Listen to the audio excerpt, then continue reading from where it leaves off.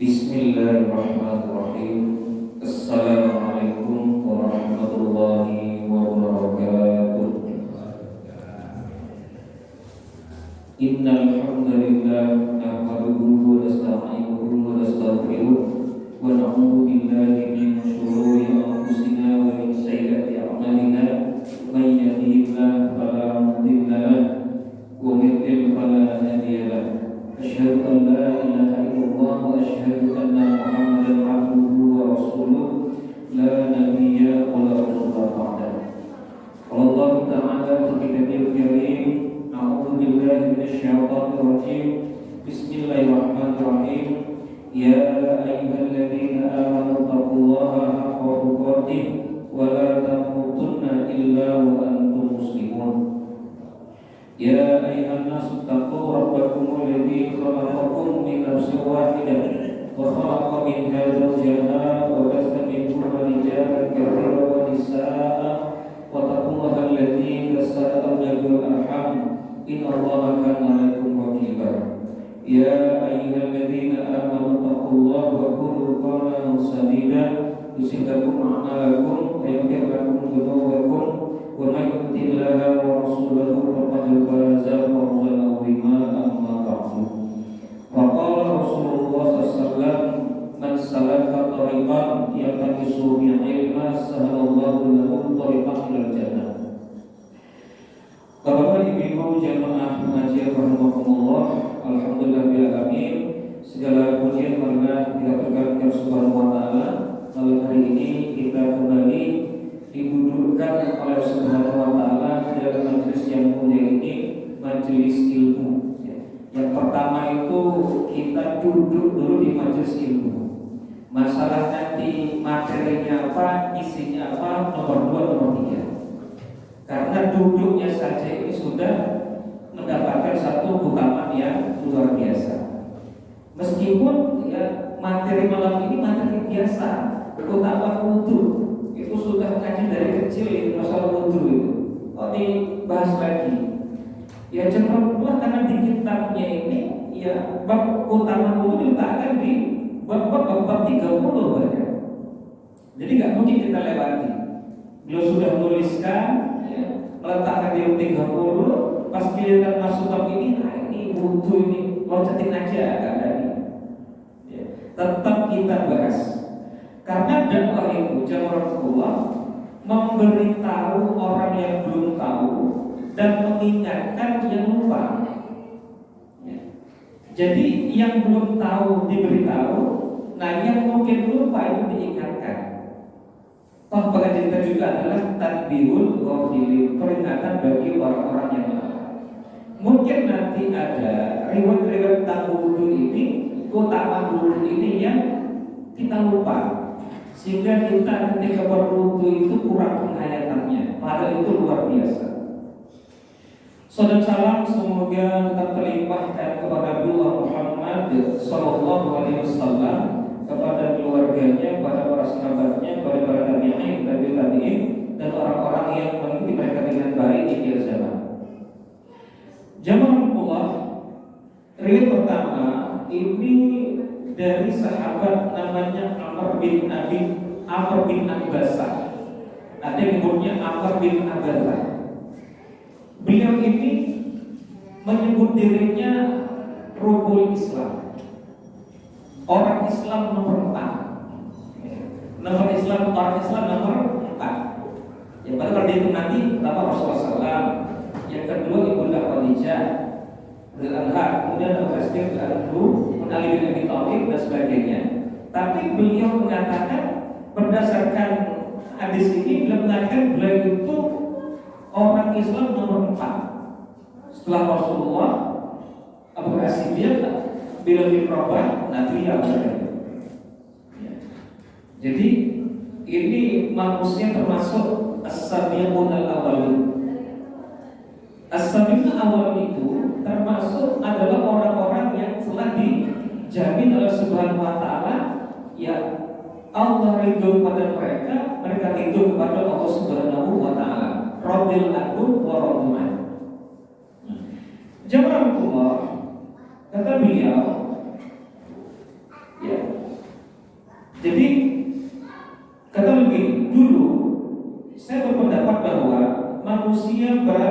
kesesatan. Jadi Amr bin Abbas ini tidak pernah mengalami menyembah patung.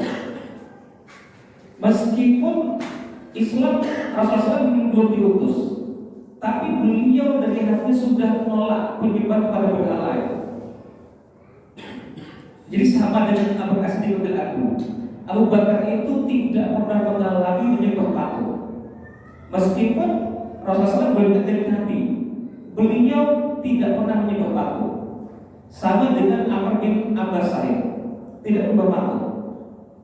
Jadi mengatakan aku ini ya tidak pernah aku percaya bahwa orang-orang yang sesat karena mereka menyembah patung gitu. Ya. Kemudian saya mendengar seseorang yang memberitakan tentang berita-berita Mekah. Maka saya langsung berangkat ke Mekah dan saat itu dakwah Rasulullah SAW masih sembunyi-sembunyi karena belum diterima kaumnya. Jadi dari awal beliau sudah tidak setuju dengan penyembahan kepada berhala, kepada patung. Dan zaman itu sesembahan orang Mekah itu konyol kadang-kadang. Jadi mereka itu harus ada sesuatu yang disembah. Kadang mereka membawa patung-patungnya, membawa batu-batunya kalau sampah. Nanti kalau waktunya ibadah mereka nyembah patung itu. Tapi kalau lupa membawa patungnya, itu tutup panci sudah cukup untuk jadi sembahan mereka. Atau bahkan kurma atau anggur itu mereka sembah dulu. Ketika lapar mereka makan. Nah, Amr bin Abbas ini nggak benar ya. Masa seperti ini penyembahan? Nah, maka ketika dia mendengar kabar bahwa di Mekah itu ada seorang laki-laki yang mendakwahkan penyembahannya kepada Allah dan melarang penyembahan kepada patung, nah dia langsung cocok. Maka dia segera pergi ke Mekah, ya, dan bertemu dengan Rasulullah SAW. Fakultu man anta. Maka ketika dia berjumpa dengan Rasul, dia bertanya, ya, siapakah engkau? Siapakah engkau? Faqala ana nabi. Maka Rasul mengatakan aku ini nabi. Fakultu wa man nabi, ya. Fakultu wa man nabi. Nah, aku bertanya lagi, nabi itu apa? Nabi itu siapa? Kalau Rasulullah, fakultu Allahu arsalaka. Ya. Maka dia mengatakan, ya Allah yang mengutusku. Aku itu nabi itu adalah utusan Allah Subhanahu wa taala. Ya, fakultu Allahu arsalaka, apakah Allah mengutusmu? Qala na'am. Maka Nabi mengatakan iya, Allah mengutusku. Fakultu bi ayyi sa'in arsalaka. Ya. Maka aku bertanya lagi, ya, dengan apa ya? Dengan apa Allah Subhanahu wa taala itu mengutusmu? Ya. Atau bersama siapa ya? Bersama siapa Allah Subhanahu wa taala mengutusku? Ya. Dengan apa ya? Bi'ayi, ya. Bi'ayi saya salaka, dengan apa Allah mengutusmu? Qala bi'an nuwahhidallah wa la nusyrik bihi syai'an.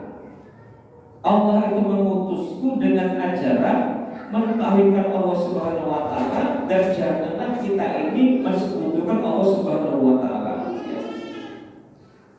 Wa kasal auzani wa silaturahim, dan untuk menghancurkan patung-patung dan menyambung tali silaturahim. Ya. Fakultu wallahu wa man ma'aka al-hadal amr. Nah, maka aku nanya lagi ke Amr itu, ya, kamu bersama siapa ngurusi permasalahan ini? Ya, qala hurun wa abdul. Nah, kata Nabi, ya, ada orang merdeka dan ada yang budak. Orang merdeka itu adalah Abu Bakar, budak itu adalah Bilal. Maka dihitung Rasulullah, Abu Bakar, Bilal, aku. Maka dia mengatakan dia itu rubul Islam, orang Islam yang nomor 4. Ya, orang Islam yang nomor 4. Nah, jemaah, maka Amr ini menyampaikan bahwa dia ingin bersama Rasul, maksudnya dan bersama Rasul. Kata Rasul, nanti kamu nggak akan kuat dengan penyiksaan di awal Islam ini. Maka kamu masuk Islam, lalu kamu pulang ke kampungmu, ke negerimu. Nanti kalau dengar aku sudah berhasil, maka datang kepadamu. Nah, sampai itu bertahun-tahun, sampai kemudian Rasulullah hijrah ke Madinah. dan kedudukannya sudah kuat, ya, maka Amr datang ke Madinah. Kemudian nanya, ya Rasulullah, saya tidak. Kata Rasul, iya, ya, kamu adalah orang yang dulu datang kepadaku di Mekah itu, ya, di Mekah itu. Nah, kemudian setelah itu mulailah Rasul mengajarkan kepada Amr tentang waktu-waktu sholat. Jadi kita tahu bahwa zuhur itu dari matahari mulai condong sampai bayangan benda sama dengan aslinya itu habis riwayat Amr bin Abbas. Jadi jasanya itu luar besar sekali. Ya. Jadi tambahan itu begini ya Allah. Ada yang mengatakan kalau puasa, ya, kalau awal puasa itu harus lihat bulan, nggak mau dihitung-hitung. Giliran sholat pakai jam digital. Kenapa? Kalau sholat itu nggak lihat bulan, nggak lihat matahari juga. Kalau bulan harus dilihat. Giliran sholat itu nggak lihat sekalian, nggak lihat langsung. Kenapa? Mencukupkan dengan jam digital. Mestinya kalau mau rukyat semua. Bulan dirukyat, matahari juga dirukyat. Kalau asar lihat mataharinya, lihat bayangannya. Kenapa nggak begitu? Jazakumullah, maka ulama yang membolehkan memakai jam itu menjawab karena perintahnya berbeda. Kalau untuk puasa itu jelas redaksinya sumu liru'yatihi, berpuasalah karena melihatnya, karena melihatnya jelas sekali.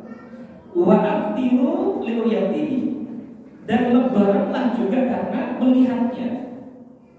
Sedangkan untuk sholat tidak begitu kalimatnya, ya, tidak begitu kalimatnya. Ya. Kalimatnya Nabi mengatakan, ya,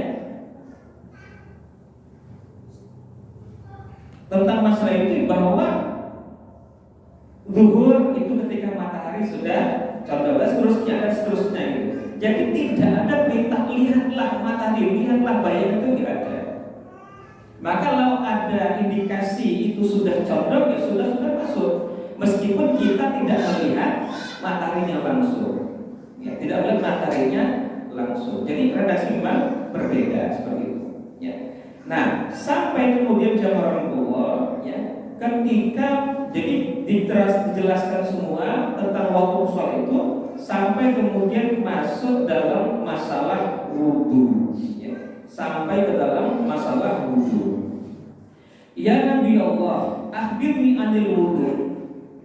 Wahai Rasulullah, kabarkan kepadaku tentang masalah wudhu. Masalah wudhu. Qala ma minkum min rajulin yuqarribu wudu'ahu, ya, tidaklah dari kalian yang mereka itu berwudu, ya, summa yatamaddu wa yastansiku wa yastansiru, kemudian dia berkumur-kumur lalu memasukkan dalam hidung lalu mengeluarkannya, istinsyar, ya, illa kharajat khataya fihi, kecuali akan keluar kesalahannya dari mulutnya dan dari hidungnya itu.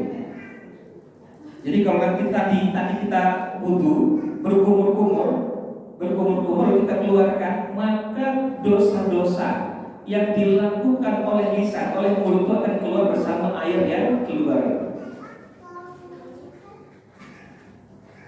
Dulu pernah kita katakan, kalau gambarannya begitu, kalau kumur-kumur lalu ketika berwudu lalu dosa itu keluar, berarti kan bersih.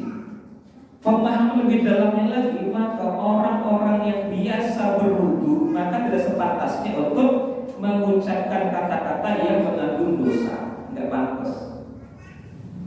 Ketika orang menghirup air ke dalam hidungnya lalu mengeluarkannya, maka dosa yang dilakukan oleh hidung pun itu akan keluar bersama air yang keluar itu. Summa yusilu wajhahu, kemudian orang itu membasuh wajahnya. Kama amarallahu, sebagaimana yang Allah perintahkan. illa kharajat khotoya wajhihi ma'al ma'i. Kemudian keluarlah dosa-dosa belakang wajahnya itu bersama air. Nanti ada wajah yang lain nanti. Ya. Jadi ketika mencuci wajah itu, maka dosa oleh mata pun itu akan berguguran. Summa yusilu yadahu ilal mirfaqaini kama amarallahu ta'ala. Kemudian orang itu mencuci kedua tangannya sama siku sebagaimana yang Allah perintahkan. Illa kharajat khotoya yadaihi min atrafin anabilihi ma'alma. Maka keluarlah dosa-dosa ke tangannya itu ya bersama air, bahkan keluar dari sela-sela kuku jarinya. Jadi mencuci tangan itu maka dosa itu juga berguguran. Thumma yansahu kama Allah Ta'ala. Lalu dia mengusap kepalanya. Kalau wajah itu mencuci, tangan itu mencuci, nanti kaki juga itu mencuci, tapi kepala itu yang sah, mengusap. Bedanya apa? Kalau mencuci itu harus ada air yang jatuh. Kemarin tuh ada di video orang yang ustadz dari Malaysia yang mencontohkan berwudu dengan spray, disemprot. Jadi nggak perlu kamar mandi katanya. Di masjid juga itu bisa. Jadi semprot, nah itu digosok. Wajah juga itu semprot itu digosok. Nah kemudian itu dikomentari oleh para ustadz yang lain. Kalau sampai tidak ada air yang menetes ketika menyemprot wajah, menyemprot tangan, kaki, maka wudunya tidak sah. Karena harus ada, syaratnya adalah harus ada air yang menetes. Tapi kalau mengusap tidak hanya tangan saja basah dosa kan, tidak mensyaratkan ada air yang menetes. Nah, ketika mengusap kepalanya itu, ya, maka illa khadat khataya rasihi min atrafi sya'rihi ma'al ma'. Ya, maka keluarlah ya dosa-dosanya itu ya dari ujung-ujung rambutnya bersama dengan air, ya, dari ujung-ujung rambut. Masya Allah, banyak sekali. Kemudian summa yaqumu fa yahmudu, kemudian dia berdiri lalu dia bertakbir kepada Subhanahu wa taala wa yusni alaihi billadhi wa lahu ahlul summa yarka, maka ini illa sarafa min dunubi kayamin walatu ummu. Ya. Kemudian setelah dia berwudu selesai lalu dia berdiri memuji Allah Subhanahu wa taala, lalu kemudian mengerjakan salat 2 rakaat, kemudian dia akan berhenti dari dosanya sebagaimana ketika dia dilakukan oleh ibunya. Itu riwayat dari Ahmad bin Al-Basah. Nah, tapi jemaah Allah, jika kita membaca di fikih sunnah, ya, hadisnya ini dikatakan oleh Abdullah As-Sunnabaji radhiyallahu anhu. Rasulullah berkata, "Idza tawaddu al-abdu," ketika seorang hamba itu berwudu, famat nador, lalu dia bergumur-gumur, kharajatil khataya min fihi, maka keluarlah dosa itu dari mulutnya. Fa idza tansyara kharajatil khataya min anfihi, ketika dia insisar mengeluarkan ada di hidungnya itu, maka keluarlah dosa dari hidungnya. Fa idza ghasala wajhahu, ketika dia membasuh wajahnya, kharajatil khataya min wajhihi hatta tahruja min tahti asfali ainaihi, ketika dia mencuci wajahnya itu, maka keluar dosa-dosanya dari pinggir kelopak matanya. Faedah masalahnya jadi, ketika dia membasuh kedua tangannya, kharajatil khataya min yadayhi hatta tahruja min tahti adhafir yadayhi, maka keluarlah dosa-dosa itu dari sela-sela kuku jari tangannya itu. Wa idza masa bi ra'sihi kharajal khataya bi ra'sihi hatta kharaja min udunaihi, ketika dia mengusap kepalanya, maka keluar dosa dari kepala itu bahkan dari kedua telinganya. Fa idza wasala jaihi kharajatul khataya min rijlaihi hatta ta'ruja min tahti al-dhafiri rijlaihi, ketika dia membasuh kedua kakinya, maka keluar dosa-dosanya dari sela kuku-kuku jari kakinya itu. Summa kana masuk dari masjid wa sholatu nafilata. Maka dia berjalan menuju masjid dan sholatnya itu menjadi tambahan baginya. Jadi itu yang terjadi ketika kita berwudu. Kita sholat saja 5 kali yang wajib, maka minimal sekali wudunya 5 kali sehari. Minimal 5 kali sehari. Belum tambah dengan sholat sunnah, belum ketika membaca Quran, ditambah ketika tidur. Bisa-bisa kita berwudu sehari lebih dari 10 kali. Dan terjadi proses seperti itu, pengguguran dosa disebabkan kita berwudu. Jadi ya mungkin harus berbeda penghayatan wudu kita dengan wudunya anak-anak. Wudunya anak itu kalau nggak diawasi bahkan wudunya pun nggak sempurna. Jangankan mau menghayati berkumur-kumur dosanya keluar, mencuci tangannya pun belum sampai ke siku. Nah maka ke depan seperti itu ternyata ya Nabi kabarkan kepada kita, ketika kita berwudu maka terjadi penghapusan dosa yang seperti itu dahsyatnya. Wa an Anas radhiyallahu anhu anna Rasulullah sallallahu alaihi dari sahabat Anas bin Malik radhiyallahu anhu dari bersabda, innal khaslata sholihata takunu fi rajuli yuslihu wa bi amalu kullahu. Dengan akhlak yang baik yang terdapat pada seorang laki-laki, Allah menyempurnakan segala amalnya.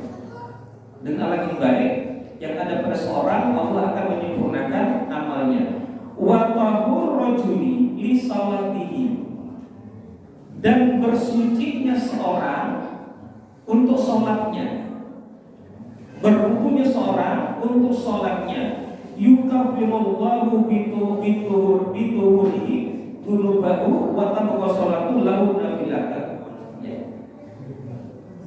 Dan dengan bersucinya untuk mengerjakan sholat, Allah menghapus dosa-dosanya hingga budaklah sholat itu menjadi pahala baginya. Yang dengan wudunya itu Allah menghapus dosa-dosanya. Saikhah Fatim binti, saya punya bukunya itu, ada judul buku 36 amalan penghapus dosa. Nah, di antaranya ada wudu, ada 36. Yang mungkin 36 itu 50%-nya kita lakukan tiap hari. Hanya saja karena keterbatasan ilmu itu membuat kita mengamalkannya tanpa penghayatan, biasa saja, rutinitas saja. Padahal sebenarnya itu adalah amal penghapus dosa. Wa Nabi radhiyallahu terus qala Allah adulukum ala ma yamullahu bil khotoya wa yarfa'u bihi darajat. Dan Abu Hurairah, maukah kalian aku beritahu, aku tunjukkan adulukum amalan yang bisa yang dengannya Allah Subhanahu wa taala menghapuskan dosa dan mengangkat derajat kalian. Mau tidak? Kita ditunjukkan oleh Rasulullah yang dengan amalan itu Allah Subhanahu wa taala akan menghapus dosa kita lalu mengangkat derajat kita. Sekali lagi, ini bukan amalan yang berat, membutuhkan tenaga yang banyak, membutuhkan waktu yang lama, dan membutuhkan harta yang banyak. Ini amal yang ringan. Tapi Rasul mengatakan dengan amal itu Allah Subhanahu wa taala akan menghapus dosa dan mengangkat derajat. Qalu bala ya Rasulullah. Maka saya mengatakan tentu mau ya Rasulullah. Qala isbahul wudu 'alal makari. Sempurnakanlah wudu dalam kondisi yang tidak kita sukai. Mungkin dalam suasana yang sangat dingin, ya, 3 malam sudah hujan, kemudian kita mau sholat subuh dingin, tapi kita masih menyempurnakan wudhu kita. Padahal ya dingin-dinginnya kita ini nggak dingin banget, ya dinginnya dingin seger. Bagaimana saudara kita di negara lain di Eropa yang di musim dingin itu kadang cuaca bisa di bawah 0 derajat, dan ketika itu mereka tetap berwudhu. Kita melihat ada video Muslim Rusia itu yang mereka berwudhu dengan salju. Isbabul wudu ala makari. Kita bangun jam 1 malam saja nyaman sekali dengan air. Untuk ukuran kita mulai asli gunung batin. Kalau di luar sana mungkin tantangan juga ketika itu. Nah, isbahul wudu ala makari, menyempurnakan wudu ya dengan segala kesusahannya.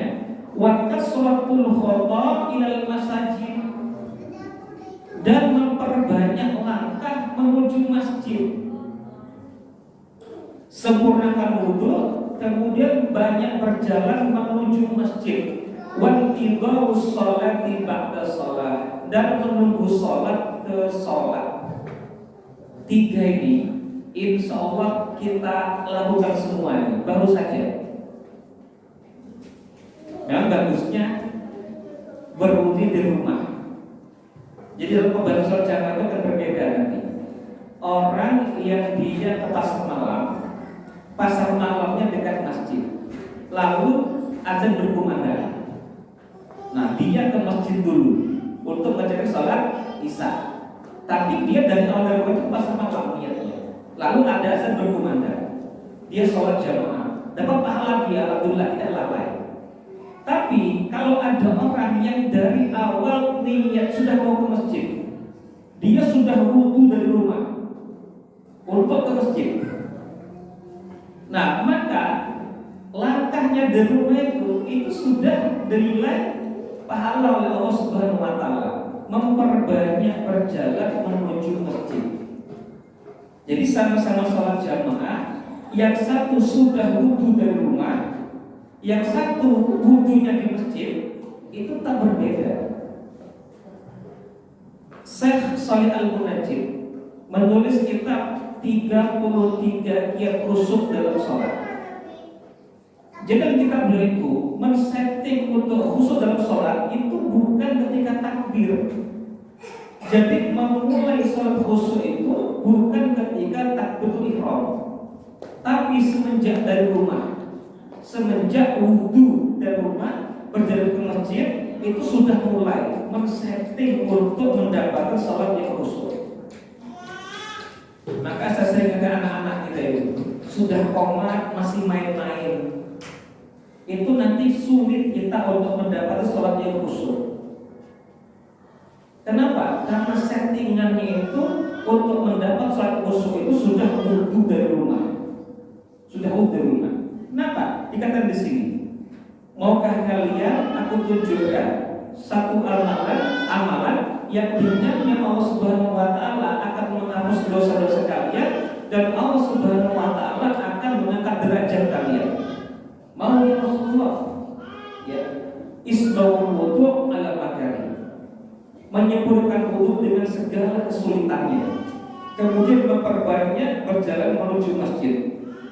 Wantidau sholat ba'da sholat, menunggu sholat ke sholat.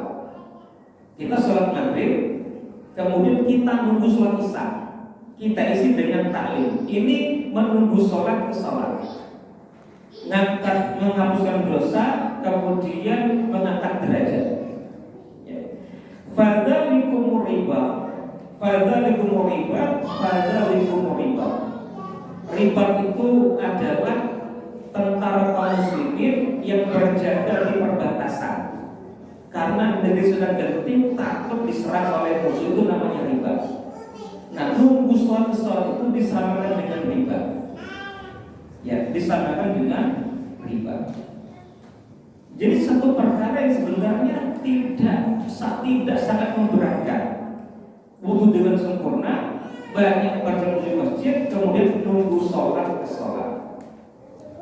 Nunggu sholat ke sholat.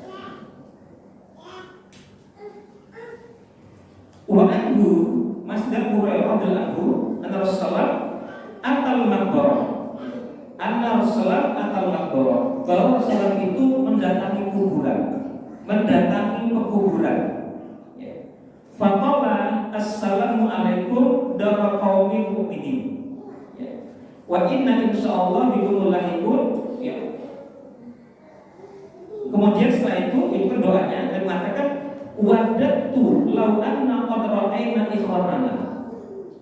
Alangkah rindunya aku ini berjumpa dengan saudara-saudara kita. Itu Rasulullah bersama para sahabatnya datang ke kuburan, lalu mengucap salam untuk penghuni kubur, lalu dia berkata, alangkah rindunya aku ini bertemu dengan saudara-saudara kita. Qalu awlasna ikhwanaka ya Rasulullah. Para sahabat ini heran, ya Rasulullah, apakah kami ini bukan saudara-saudaramu ya Rasulullah? Apa kami ini bukan saudara-saudaramu ya Rasulullah? Qala antum ashabi. Kata Nabi, kalian adalah sahabatku. Wa ikhwanuna alladziina lam ya'tu ba'du. Sedangkan saudara-saudara kita itu adalah orang-orang yang belum ada sekarang. Orang yang belum ada sekarang. Ya, tapi makanya aku sangat rindu bisa bertemu dengan mereka itu. Faqalu kaifa ta'rifu? Maka saya katakan, ya Rasulullah, bagaimana kau akan mengenali mereka? Malam yati batu di umatika. Kalau mereka itu adalah umatku yang belum ada sekarang. Qala ara'aita law anna rajulan law khailun qurun muhajjalatun baina dhahra khailin buhmin Allah yang khailahu. Ya. Maka Nabi mengatakan bagaimana seandainya seorang laki-laki memiliki kuda putih belang kaki berada di tengah-tengah kuda hitam pekat. Ada orang punya kuda putih kakinya belang, berada di kumpulan kuda yang warna hitam, ya, yang berwarna hitam. Ya. Dapatkah kalian mengenalinya? Gampangkah kalian mengenali yang kuda kalian yang mana itu? Kuda kita putih badannya, kakinya hitam. Di tengah-tengah kuda yang hitam pekat. Mudahkah kalian mengenalinya? Maka mengatakan ya Rasulullah, ya kalau begitu mudah, gampang mengenali mana ya kuda kita. Ya. Qalu fa innahum ya'tuna qurran muhajjalin minal wudu'i wa anna qaratuhum alal haud. Ya, maka Nabi mengatakan ya bahwa demikianlah halnya mereka itu. Mereka itu saudara-saudara Nabi tadi itu, orang yang belum datang tadi itu. Nabi mengenalinya bahwa mereka datang dalam keadaan cemerlang dan bertanda sebagai wudhu mereka. Jadi anggota-anggota wudhu orang yang dibasuh ketika berwudhu di dunia nanti akan bercahaya, akan cemerlang, memancarkan cahaya. Yang dengan itulah Nabi SAW mengenalinya. Jadi tidak bisa bohong nanti. Ya Rasulullah, aku adalah umatmu, tapi tidak ada bekas wudunya. Tidak ada bekas wudunya. Wajahnya dari mati gelap, tangannya gelap, kakinya gelap. Meskipun ya Rasulullah, kami adalah umatmu, kami adalah umatmu. Maka Nabi mengenali ini bukan umat. Nah, orang-orang seperti itu sangat dirindui oleh Rasulullah, ingin segera bertemu dengan mereka. Jadi Nabi dengan mudah sangat mengenali siapa yang betul-betul umatnya, siapa yang bukan. Dengan apa? Dengan bekas wudu. Maka dalam wudu itu nanti ada sunnah namanya disebut dengan memanjangkan cahaya. Mencuci kedua kaki itu sampai dua mata kakinya itu dicuci, dibasahi. Tapi boleh dicuci lebih atas daripada itu untuk memanjangkan cahaya, karena nanti akan bersinar. Ketika mencuci kedua tangan itu dalam safinah ma'al mirfaqaini, bersama dua siku. Tapi boleh dipanjangkan untuk memanjangkan cahaya, karena itu akan bercahaya dari kiamat. Yang dengan itu Nabi SAW akan mengenali kita. Jadi bukan bukan sesuatu yang remeh. Ya. Jadi kita tambahkan pengetahuan itu supaya nanti wudhu kita betul-betul kita laksanakan dengan kualitas yang lebih. Ya. Bukan sekedar ini syaratnya sholat itu. Ya, bukan seperti itu. Tapi ternyata ini juga sarana untuk menggugurkan kesalahan-kesalahan kita.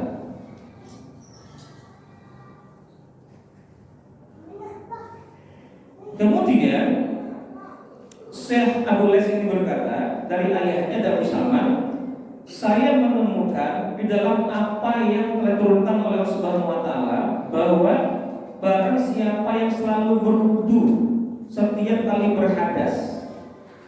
Jadi wudunya bukan hanya ketika tidak sholat. Jadi ketika batal dia wudu lagi. Ketika batal dia wudu lagi. Di kitab Fikih Sunnah ini nanti ada riwayat begini, bahwa ada Rasulullah itu berpapasan dengan seorang sahabat di jalan. Lalu beliau ucap salam. Jadi sahabat ucap salam, Assalamualaikum Rasulullah. Itu Rasul nggak langsung jawab. Beliau nyingkir dulu, karena nggak ada air, beliau tayamum. Setelah selesai baru mengatakan Waalaikumsalam warahmatullahi wabarakatuh. Ditanya, ya Rasulullah, kenapa engkau tidak langsung menjawab salamku? Kata beliau, aku tidak suka lisanku mengucap kalimat Allah dalam badan tidak suci. Walaupun nggak wajib, kita nggak jauh wudu, ada orang salah kita jauh salah itu nggak apa-apa. Tapi Rasul begitu. Aku tidak suka mengucapkan lafaz Allah itu dalam badan tidak suci. Bisa kita buka dalam Fikih Sunnah, hadisnya ada. Nah, saya menemukan dalam apa kata Allah Subhanahu wa taala bahwa barang siapa selalu berwudu setiap kali berhadas dan tidak suka masuk ke tempat-tempat wanita dalam rumahnya serta tidak berusaha yang tidak halal, maka dia diberi kekayaan yang tidak bisa dihitung. Nah, ini jaga wudu juga ternyata merupakan sebab kaya. Bukan kaya. Allah katakan rezeki. Ada rezeki, karena rezeki nggak mesti kaya, rezeki itu nggak mesti duit, nggak mesti uang. Tapi begitu, dengan menjaga wudu ternyata itu Allah Subhanahu wa taala katakan rezeki. An-Nabi berkata, man batal tahiran, barang siapa yang tidur dalam keadaan suci. Jadi sebelum tidur dia wudu dulu. Tapi ini sunnah. Nanti kalau ada orang tidur gak wudu ya gak dosa. Tapi kalau dia mau tidur wudu dulu, nah ini berusaha dengan ini. Man bata tahiran, barang siapa yang tidur dalam badan berwudu. Fi sya'arin tahirin, ya di bawah selimut yang suci juga. Artinya selimut tidak kena ompol. Kena ompol anaknya gak suci berarti. Barang siapa yang tidur ya di bawah selimut yang suci, bata ma'ahu malakun fi sya'arihi, maka ya bermalam bersamanya malaikat di dalam selimutnya. Malaikatnya juga ada di situ. Kalau ada malaikat itu setannya lari. Tidur dalam keadaan suci ya di bawah selimut yang suci ya. Wa ma'ahu malakun fi sya'arihi fala yastayqidu sa'atan, dan setiap kali dia bangun di waktu malam ya minal lail illa qala malaku, kecuali mereka mendoakan Allahumma firli ibadika fulanin fa innahu batal.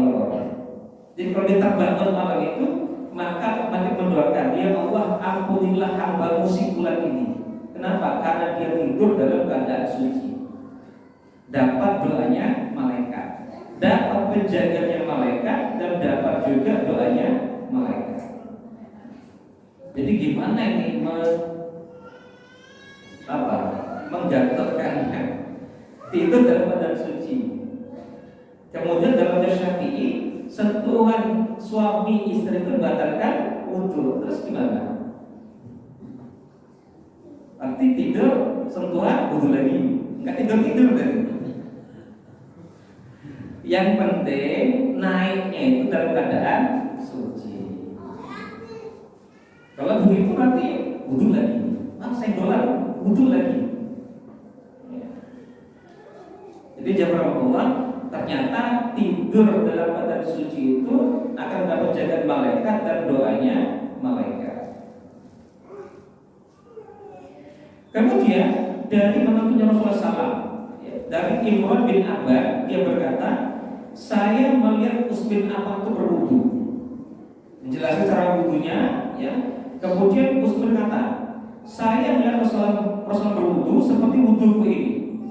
Dan Nabi beliau berkata, man tawaddo'a nahwa wudu'i hada, barang siapa yang berwudu seperti wudu ini, summa shalla rak'ataini, kemudian dia sholat 2 rakaat, la tuhadithu nafsahu fihima bisyai'in, dan ketika dia sholat itu, ya, dia tidak tergoda oleh urusan dunia.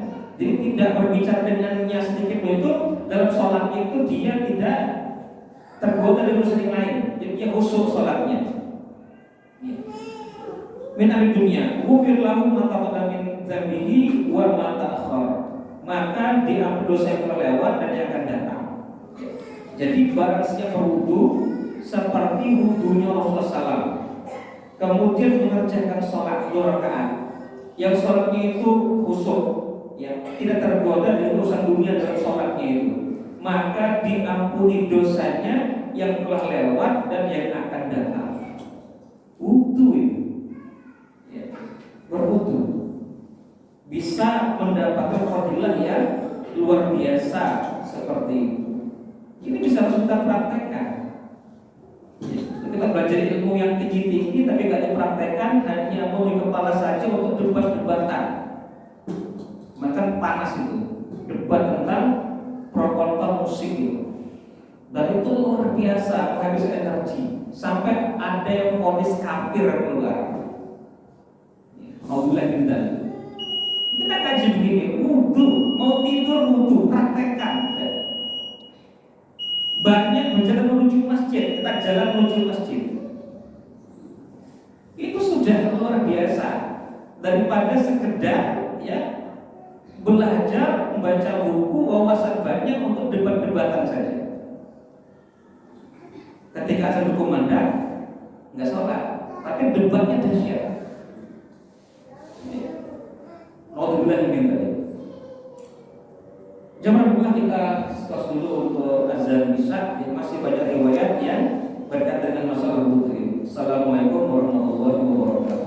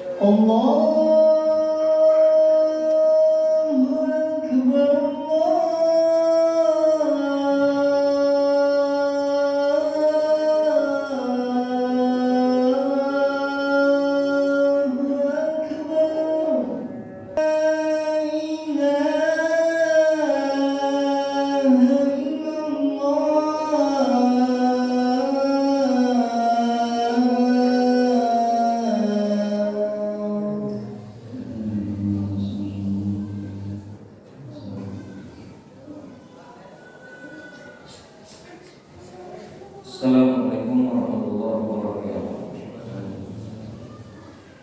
Jawablah melanjutkan fadilah wudu. Kita bacakan satu qaul dari Syekh Abu Asmar Kandi. Jadi ini ucapan beliau, bukan hadis, ya.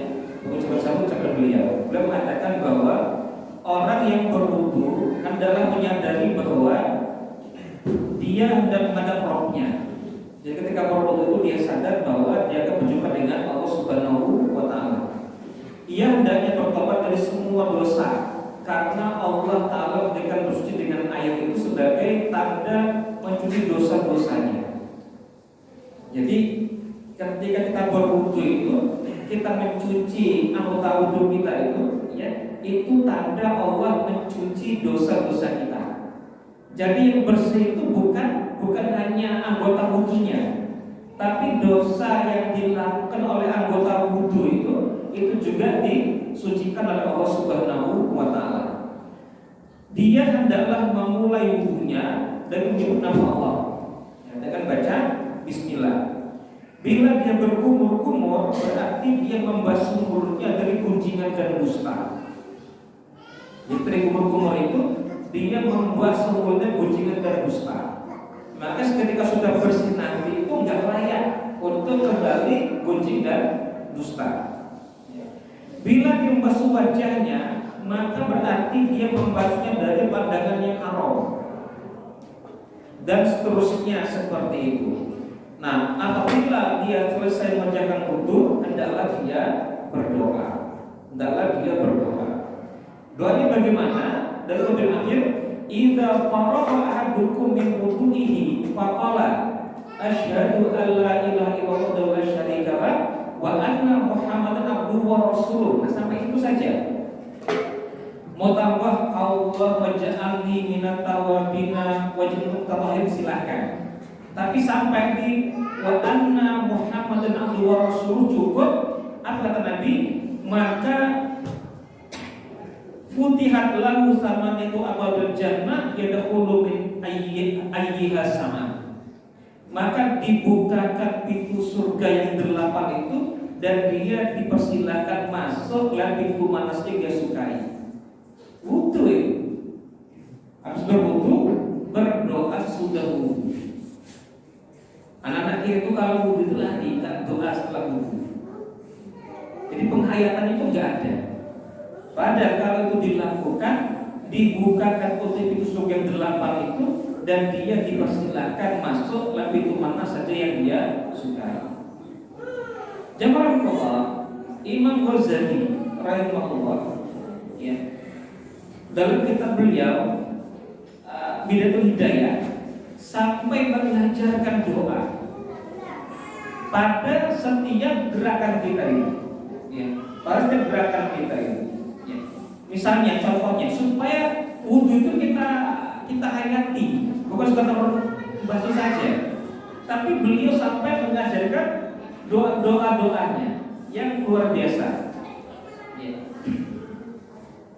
Kemudian ambillah air 1 ciduk dan berkumur-kumurlah engkau dengannya 3 kali, dan bersungguh-sungguh engkau memutar air itu dalam mulut sehingga sampai ke ujung halkum, bagian kerongkongan.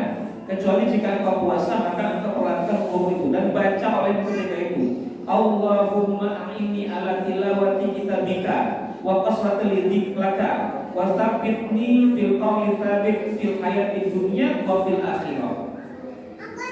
Luar biasa ini. Doa ketika berkumur-kumur yang diajarkan oleh Imam Ghazali. Artinya apa? Ini ketika berkumur ini, ya Allah, permudahkanlah aku untuk membaca Quran dan untuk memperbanyak zikir kepadamu, ya Allah. Kokohkanlah dengan perkataan yang kokoh di dunia ini dan akhir nanti.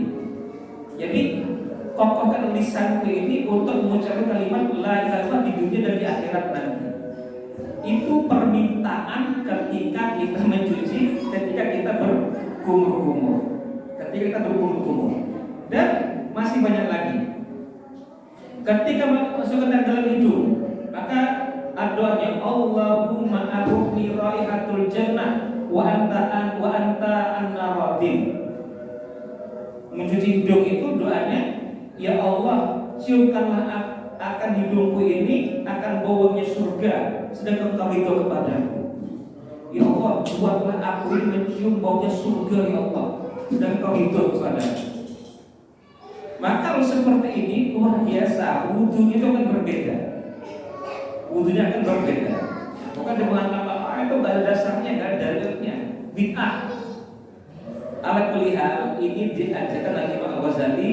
Kemudian ulama-ulama hari ini juga ya banyak yang mengamalkannya. Ya nggak mau mengamalkan ya nggak apa-apa. Ya, kalau sampai mengatakan nanti bid'ah sesat itu ya jangan buru-buru. Dan jadi ilmu kita yang belum nyampe. Tapi Imam Ghazali mengajar sampai seperti itu. Maka wudhunya itu ya dengan dihayati. Ketika kumur ya Allah minta ini, ketika milah beliau minta ini, cinta nanti mintanya ini.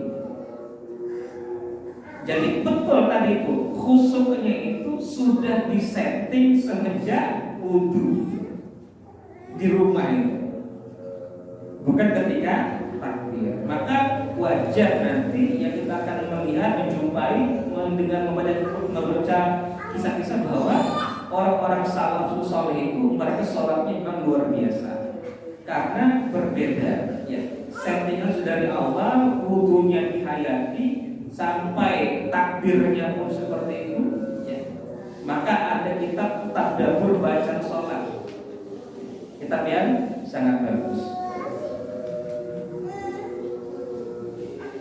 Terakhir jamaah rahimahullah, kisah tentang Bilal bin Rabah, bahwa Rasulullah bersabda kepada Bilal ketika selesai kerjakan sholat subuh. Jadi ketika sholat subuh jamaah selesai salam, ya Rasul bersabda kepada Bilal, wahai Bilal, ceritakan kepadaku amalan istimewa apa yang kamu kerjakan dalam Islam.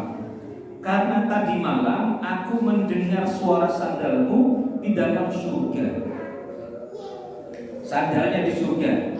Ya, kalau sandalnya di surga, orang mungkin di surga. Bil berkata, saya tidak mengerjakan amalan yang istimewa dalam Islam. Menurut saya, hanya saja setiap saya bersuci, baik di waktu malam maupun siang, saya selalu mengerjakan sholat tepat waktu sesuai dengan kemampuan. Atau kata sholat 2 rakaat.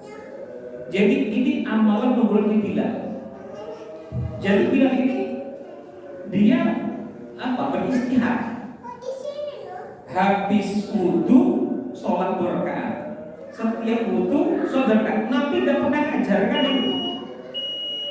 Nabi tidak pernah mengajarkan. Tapi dia kerjakan saja. Sholat wudu sholat 2 rakaat. Wudu sholat 2 rakaat. Coba kalau Nabi nggak negur itu, katakan itu berarti dia mengerjakan yang ada Nabi. Maka ada yang mengatakan itu kan kurang disetujui Nabi. Tapi sebelum disetujui Nabi itu, Bilal mengerjakan sesuatu yang tidak pernah Nabi contohkan, tidak pernah Nabi ajarkan. Sebelum ditegur sebelum diberi izin oleh Nabi. Nah, maka nanti banyak perkara-perkara yang Nabi tidak mengerjakannya, tapi tidak bisa langsung divonis sebagai bid'ah, itu nggak bisa. Karena hadis itu ya ada qauli, ada takrir, ada fi'li. Nabi nggak pernah mengerjakan, tapi Nabi nyuruh. Nabi nggak pernah mengerjakan, tapi Nabi membiarkan. Itu juga kan sunnah juga. Nah, jadi jamaah rahimahullah, ini kembali ke pembahasan kita bahwa ada amal istimewa yang Bilal lakukan, ya, yang Nabi gak ngajarkan, tapi Bilal lakukan. Ternyata Allah Subhanahu Wa Taala ridho dan membuat ya Nabi SAW ini mendengar bahwa suara terawihnya Bilal itu sudah terdengar di jannah. Setiap selesai wudu, mau malam mau siang, Bilal selalu mengerjakan sholat sunnah. Maka istilah sholat sunnah wudu masuk jannah dikarenakan itu. Sekali lagi, ini bukan amalan yang memakan waktu yang panjang, membutuhkan biaya yang besar ya, dan tenaga yang banyak. Wudu sudah kita lakukan tiap hari. Nah, kita tambah ya, tambah dengan sholat sunnahnya. Dalam sholat sunnah itu, satu sholat sunnah itu bisa dapat pahalanya 2. Habis wudu masuk masjid itu bisa dapat 2, title masjidnya plus sholat wudunya, atau bahkan langsung qobliyahnya masuk masjid setelah azan, kemudian karena waktu sempit langsung qobliyah maghrib atau qobliyah isya, dapatnya 3 kan. Qobliyahnya, tahiyatul masjidnya plus wudunya. Seperti itu. Ya. Asal tadi innamal a'malu binniyat. Innamal binniyat. Jadi jam berapa ini pembahasan tentang masalah wudu. Hanya wudu saja ternyata luar biasa. Wudu bisa membuat kita menjadi umat Rasulullah, ya, dikenal Rasulullah. Wudu bisa membuat kita diampuni dosa-dosa kita. Wudu membuat kita bisa masuk jannah, ya, dimaksud Rasulullah dalam jannah. Bahkan pintu surga 8 dibuka semua, dipersilahkan masuk yang pintu mana kita sukai dengan jalan berwudu. Bukan sesuatu pekerjaannya enteng, tapi ternyata hitungannya berat. Itu yang berat di sisi Allah Subhanahu wa Ta'ala. Semoga Allah Subhanahu wa Ta'ala memampukan kita mengamalkan ilmu yang kita pelajari yang secara prakteknya ini tidak berat. Dengan izin Allah Subhanahu wa Ta'ala kita mampu untuk melakukannya. Wallahu a'lam. Subhanahu wa ta'ala. Asyhadu an la ilaha illa anta astaghfiruka wa atubu ilaik. Assalamualaikum